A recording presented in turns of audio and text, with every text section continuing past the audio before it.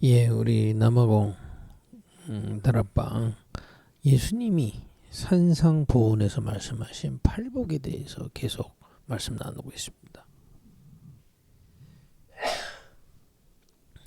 이 배경을 좀 보면 유대인의 바리새인들, 여러분 외식으로도 교회 잘 다닐 수 있어요. 하나님 말씀도 잘 지킬 수 있습니다. 겉으로. 그런데 우리의 속에 있는 그 영적 상태는 우리의 노력이나 외식으로 바뀔 수가 없어요. 그러니까 겉모습은 아주 효자처럼 행동할 수 있다니까요, 부모님한테. 근데 속에 있는 것은 바뀔 수가 없는 거예요. 거짓말로 효자처럼 할 수도 있는 것처럼요.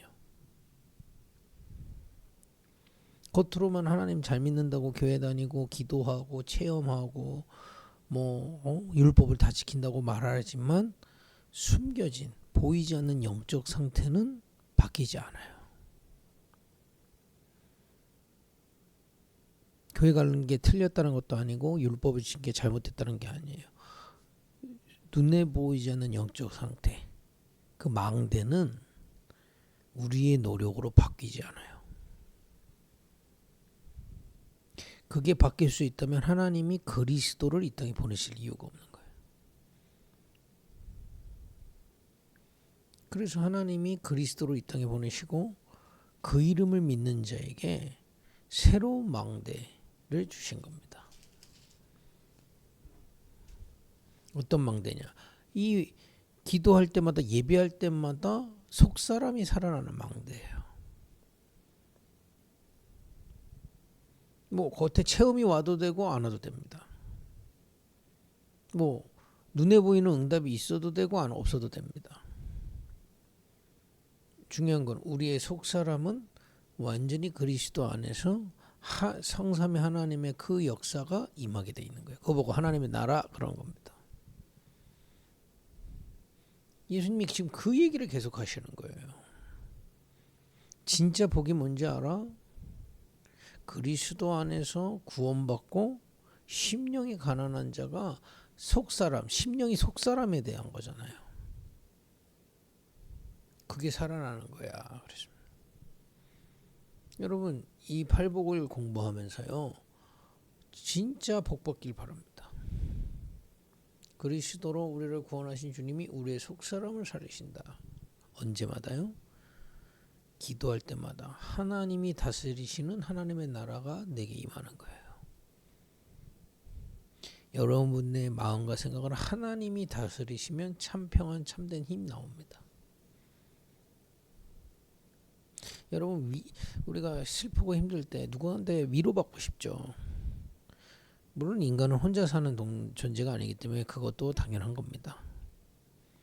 그러나 근본적인 위로는 안 돼요. 그 얘기는 한번 위로받고 또 받아야 되고 또 받아야 된다 이 말이에요. 근본적인 위로는 더 이상 위로받을 필요가 없습니다.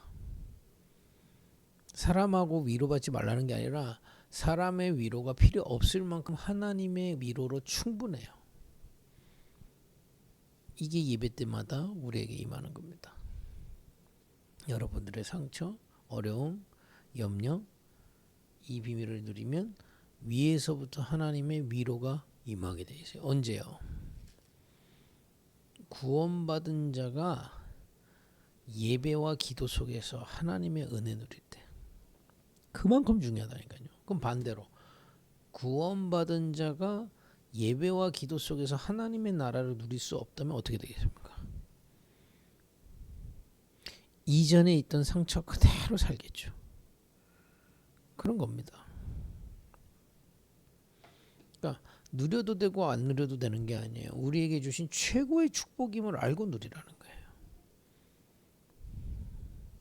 그러니까 제가 현장에서 다녀보면 기도 어렵다고 하는 분들이 있거든요. 근데 동네에서 무료로 나눠줄 때는 줄 서 있어요. 그건 쉽다고 여기니까. 기도가 왜 어렵냐? 기도에 대해서 잘 모르고 기도 어렵다고 생각해요.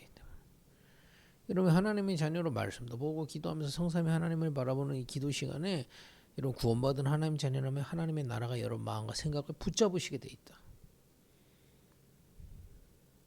목사님 빨리 안 되는 것 같은데요. 여러분과 제가 평생을 불신자처럼 살았잖아요.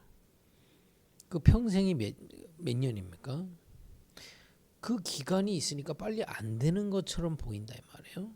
속지 마시라. 분명히 이 축복은 임하고 있습니다. 우리 교회에 권투하는 친구가 있거든요. 취미로. 이 친구가 처음에 줄넘기 할 때는 몇 개 못했대요. 지금 한 2, 3년 하고 나니까 개수도 안 세요. 그런 겁니다. 하나님의 나라가. 그죠? 또 세 번째 보니까 온유한 자 그랬습니다. 여기서 온유는 마음이 순하게 얘기하고도 있지만 하나님께 길들여진 자예요. 그러니까 여러분 기도 한번 하는 것과 기도를 계속하는 건 달라요. 이건 종교적인 의미가 아닙니다. 기도 많이 했기 때문에 응답 온다가 아니에요. 기도라는 것을 계속 누리면 누릴수록 내가 하나님께 길들여지게 돼 있어요. 그게 온유한 자입니다. 온유한 자에게 하나님은 그들의 땅을 기업으로 주신다. 이 얘기가 뭘까요? 하나님이 예비한 것을 인도하신다. 심지어는 땅의 것까지. 그죠?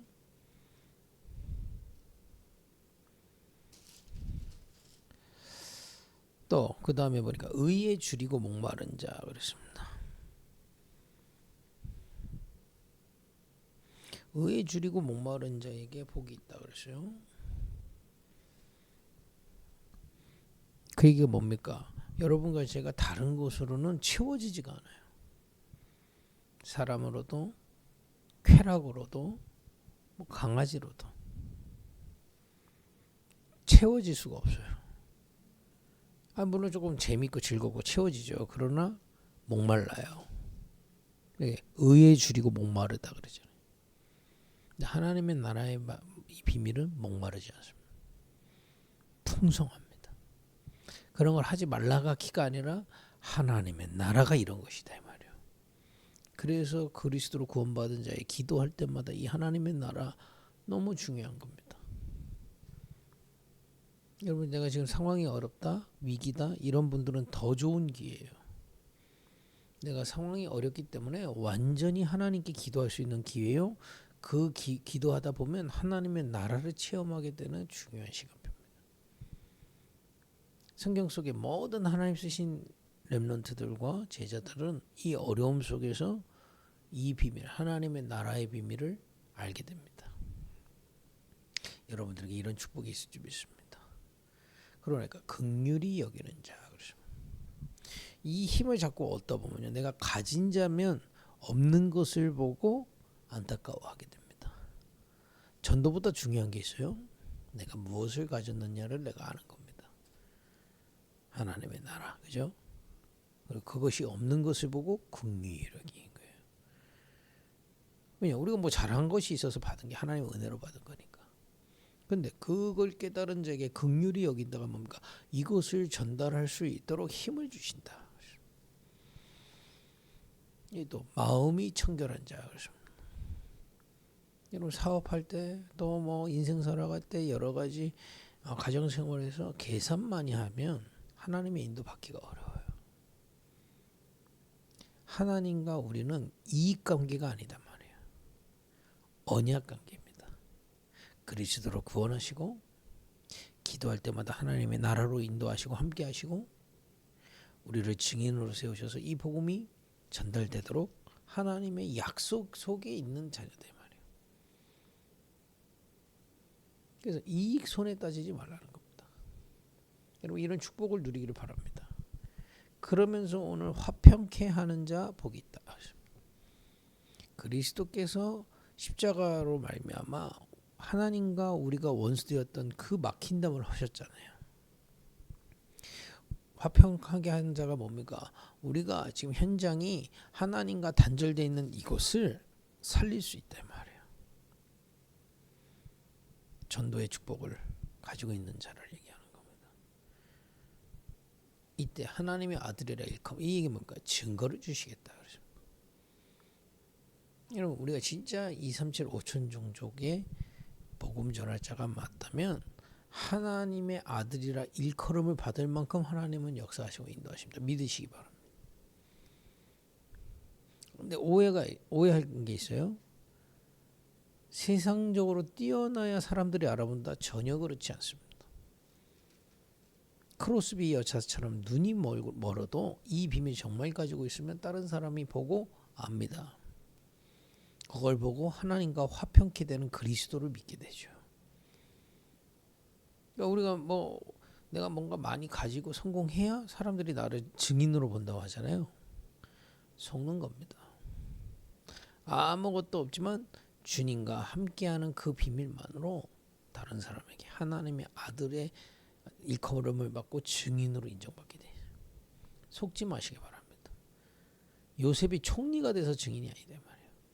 어려운 가운데 주님과 함께하는 비밀을 누리고 있었기 때문에 결국에는 보이게 되어 있습니다. 오늘 마지막까지 다 할게요.